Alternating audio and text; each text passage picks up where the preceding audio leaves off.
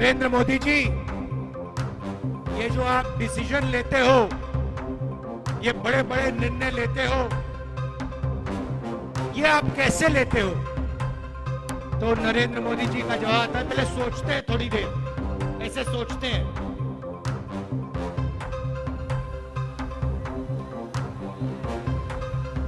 क्योंकि चुनाव के बाद जब वही ईडी के लोग नरेंद्र मोदी से अदानी जी के बारे में पूछेंगे तो नरेंद्र मोदी कहेंगे मैं नहीं जानता, परमात्मा ने कहा था। नरेंद्र मोदी कुछ भी कहें, 4 जून के बाद इंडिया की सरकार आने वाली है। अग्निवीर योजना को फाड़ के हम कूड़ेदान में फेंकने जा रहे हैं। और मैं नरेंद्र मोदी और उनके चमचों को कहना चाहता हूं कि दुनिया में कोई शक्ति इस संविधान को छू तक नहीं सकती। 5 जुलाई को 8,500 रुपए इन करोड़ों महिलाओं के बैंक अकाउंट में ठगाक से हम डाल देंगे। भाई और बहनों, जितना पैसा ये अरबपतियों को देंगे ना, गिन गिन कर उतना पैसा हम आपको देने जा रहे हैं, गरीबों को देने जा रहे हैं। मैं आपको सच्चाई बताता हूं। देखिए, आपने वो नरेंद्र मोदी वाला चमचों वाला इंटरव्यू देखा है, जहां 4 चमचे उनके सामने बैठते हैं। वो पहले जैसे पेपर लीक होता है ना, वैसे पहले पेपर इंटरव्यू लीक हो जाता है, उनको नरेंद्र मोदी को पहले मिलता है।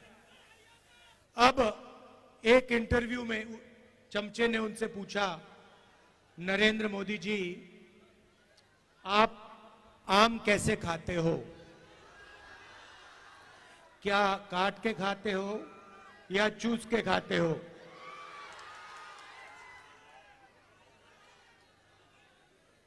दूसरे ने पूछा, नरेंद्र मोदी जी, ये जो आप डिसीजन लेते हो, ये बड़े बड़े निर्णय लेते हो, ये आप कैसे लेते हो? तो नरेंद्र मोदी जी का जवाब आता है, पहले सोचते हैं थोड़ी देर, ऐसे सोचते हैं।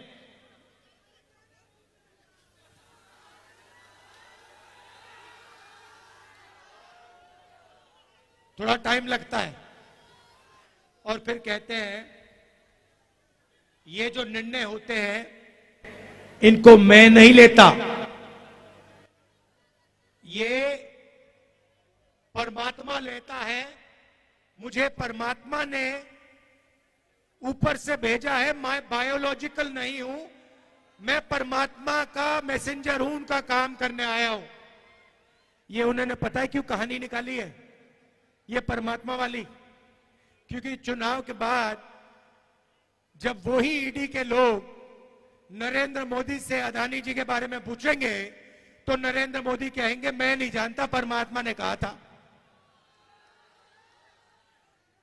मोदी जी, आप लंबे लंबे भाषण देना बंद कीजिए।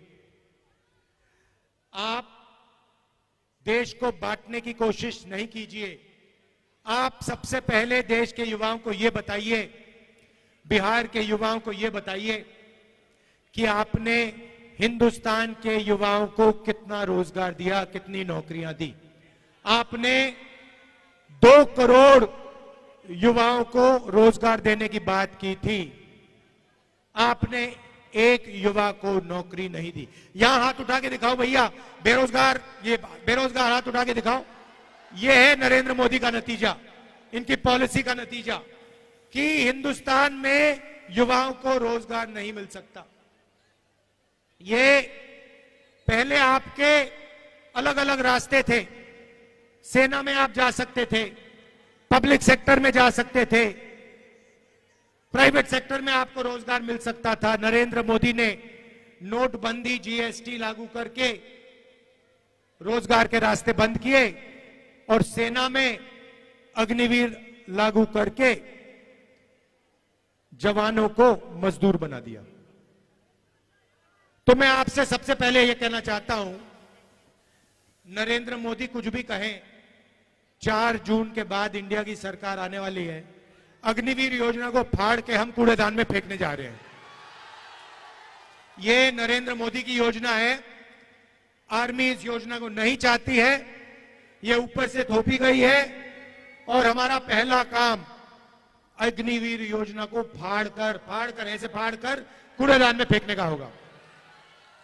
हम दो तरीके के शहीद नहीं चाहते हैं। अग्निवीर योजना एक जवान को शहीद का दर्जा नहीं देगी, और जो नॉर्मल तरीके से जवान बनेगा, जो अफसर होगा, उसे शहीद का दर्जा मिलेगा। अग्निवीर को पेंशन नहीं मिलेगी, दूसरे जवान को पेंशन मिलेगी। अग्निवीर को कैंटीन नहीं मिलेगी, दूसरे जवान को कैंटीन मिलेगी।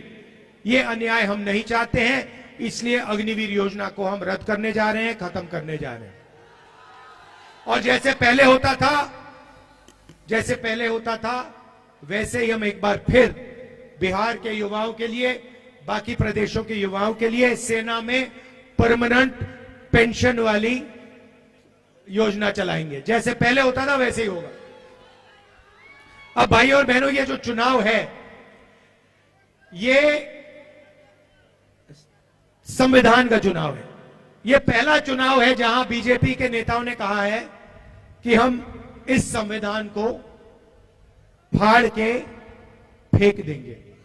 भाइयों और बहनों, ये जो संविधान है, ये आपकी आवाज है, और इसको बाबा साहब अंबेडकर जी ने, गांधी जी ने, नेहरू जी ने देश की जनता के साथ मिलकर बनाया है। और मैं नरेंद्र मोदी और उनके चमचों को कहना चाहता हूं कि दुनिया में कोई शक्ति इस संविधान को छू तक नहीं सकती है। और अगर आपने कोशिश की तो आपके सामने तेजस्वी यादव, राहुल गांधी और बाकी इंडिया गठबंधन खड़ा मिलेगा। इसको हम कभी बदलने नहीं देंगे, इसको कभी रद्द नहीं होने देंगे। भाई और बहनों, इसके आने से पहले इस देश में किसानों का, गरीबों का, पिछड़ों का, दलितों का, आदिवासियों का कोई हक नहीं होता था। जो भी आपको मिला है, जमीन का हक मिला, रिजर्वेशन मिला, जो शिक्षा मिली, स्वास्थ्य मिला, वो सारा का सारा इसी संविधान ने आपको दिया है। और ये आप चाहते हैं कि जैसे यहां हिंदुस्तान में पहले हुआ करता था राजाओं के टाइम में, वैसा फिर से हिंदुस्तान चलाया जाए कि पिछड़ों के अधिकार, दलितों के अधिकार, आदिवासियों के अधिकार सारे के सारे छीन लिए जाएं, और जैसे पहले 20-25 लोगों का राज चलता था, वैसे ही फिर से वही सरकार चलाना चाहते हैं, वैसा ही हिंदुस्तान बनाना चाहते हैं जिसमें 20-25 लोगों का राज हो। भाई और बहनों, नरेंद्र मोदी ने यह काम 10 साल से किया है। पहले राजा महाराजा होते थे, उनको कांग्रेस पार्टी ने निकाला, संविधान ने निकाला। अब नरेंद्र मोदी जी ने 22-25 नए राजा बना दिए हैं, राजा महाराजा बना दिए हैं। उनके नाम अलग है, आजकल नए नाम है, अदानी, अंबानी, ये नाम है उनके, मगर ये राजा है। और नरेंद्र मोदी 24 घंटा इनके लिए काम करता है। भाई और बहनों, 16 लाख करोड़ रुपए उनका कर्जा माफ किया इन्होंने। 16 लाख करोड़ रुपए मतलब 24 साल का मनरेगा का पैसा नरेंद्र मोदी ने 22 अरबपतियों का कर्जा माफ किया है। तो अब हमें भी कुछ करना होगा। उन्होंने अरबपति बनाए, है ना, अब हम करोड़ों लाखपति बनाने जा रहे हैं। भाई और बहनों, हिंदुस्तान के गरीब परिवारों की लिस्ट बनेगी, उसमें सबसे ज्यादा किसान के परिवार, मजदूर के परिवार, पिछड़े वर्ग के परिवार, दलित, आदिवासी परिवार, गरीब जनरल कास्ट के परिवार होंगे। करोड़ों लोगों के नाम बनेंगे, लिस्ट में आएंगे। हर परिवार में से एक महिला का नाम चुना जाएगा। करोड़ों महिलाओं के नाम इस लिस्ट में आएंगे। 5 जुलाई को 8,500 रुपए इन करोड़ों महिलाओं के बैंक अकाउंट में ठगाक से हम डाल देंगे।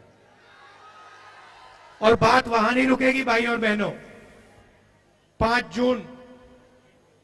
जुलाई, 5 अगस्त, सितंबर, अक्टूबर, नवंबर, दिसंबर, जनवरी, फरवरी, मार्च, अप्रैल, मई, 5 तारीख को खटाखट 8,500 रुपए बैंक अकाउंट के अंदर। भाइयों और बहनों, उस साल का 1 लाख रुपया करोड़ों परिवारों के बैंक अकाउंट में हम डालने जा रहे हैं।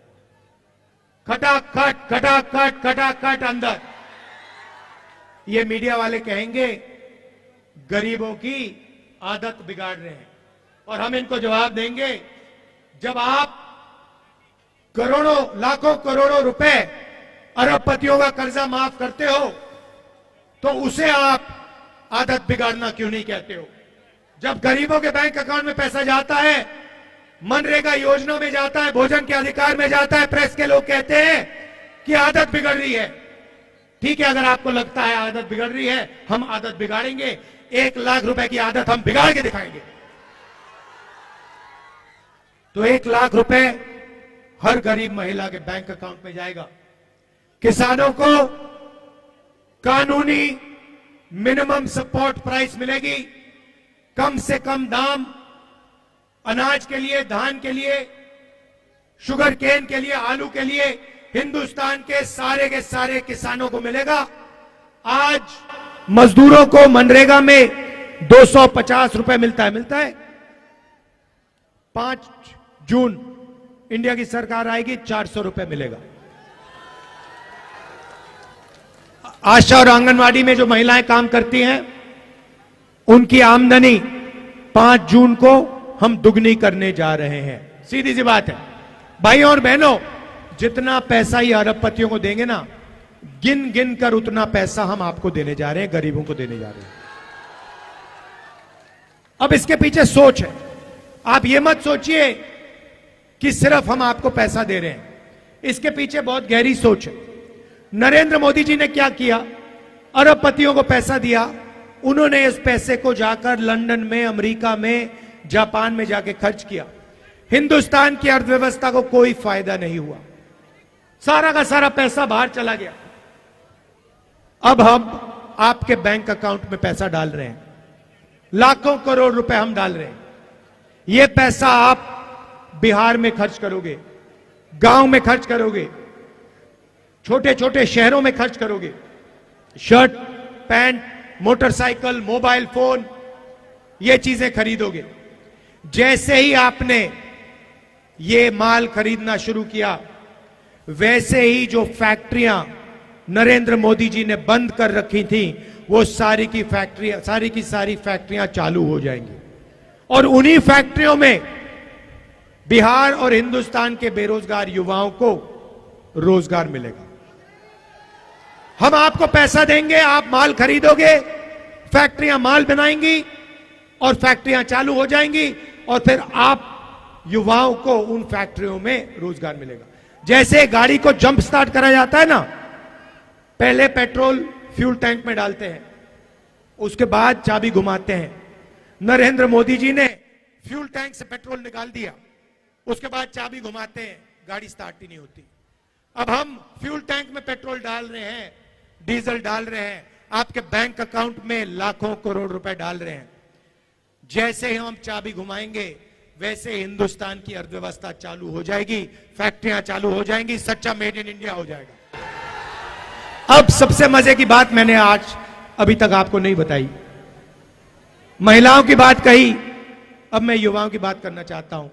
देखिए, तेजस्वी जी ने बिहार में आपको रोजगार दिया, सरकारी रोजगार दिया। हमने पता लगाया है कि हिंदुस्तान में 30 लाख सरकारी नौकरियां खाली पड़ी हुई हैं, नरेंद्र मोदी जी ने आपको नहीं दी। हमारा पहला काम ये 30 लाख नौकरियां आपके हवाले करने का होगा। जैसे इन्होंने यहां बिहार में किया, वैसे ही हम जाके नेशनल लेवल में करेंगे। लाखों नौकरियां आपके हाथ हम दे देंगे। दूसरा काम और शायद सबसे क्रांतिकारी काम, हमने पहले मनरेगा में रोजगार का अधिकार दिया था, मगर जो ग्रेजुएट्स होते हैं, डिप्लोमा होल्डर्स होते हैं, कॉलेज यूनिवर्सिटी के ग्रेजुएट्स, वो मनरेगा नहीं करते हैं। इसीलिए हमने ग्रेजुएट्स के लिए एक नया अधिकार दिया है। अधिकार का नाम पहली नौकरी पक्की।